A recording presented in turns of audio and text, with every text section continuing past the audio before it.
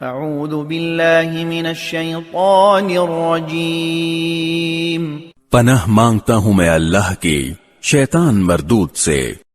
تلك آیات اللہ نتلوها علیک بالحق فبأي حدیث بعد اللہ وآیاته یؤمنون۔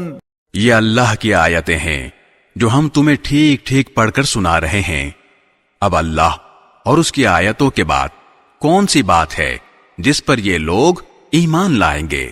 ویل لکل افاک اثیم، برا ہو ہر اس جھوٹے گنہگار کا، يسمع آیات اللہ تتلا علیہ ثم يصر مستكبرا كأن لم يسمعها فبشرہ بعذاب علیم۔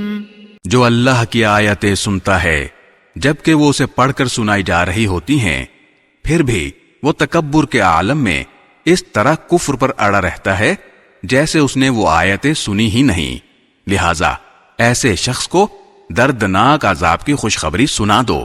وَإِذَا عَلِمَ مِنْ آيَاتِنَا شَيْئًا اتَّخَذَهَا هُزُوًا أُولَئِكَ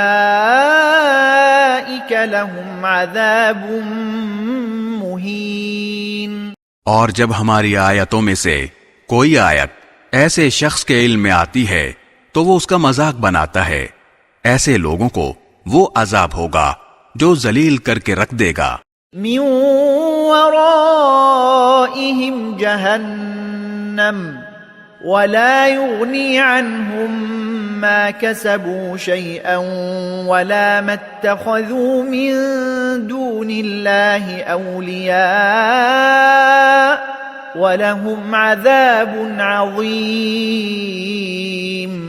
ان کے آگے جہنم ہے اور جو کچھ انہوں نے کمایا ہے نہ وہ ان کے کچھ کام آئے گا اور نہ وہ کام آئیں گے جن کو انہوں نے اللہ کے بجائے اپنا رکھوالا بنا رکھا ہے، اور ان کے حصے میں ایک زبردست عذاب آئے گا۔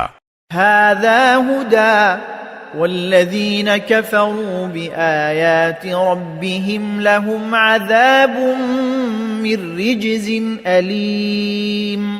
یہ قرآن سراپا ہدایت ہے، اور جن لوگوں نے اپنے پروردگار کی آیتوں کا انکار کیا ہے ان کے لیے بلا کا دردناک عذاب ہے۔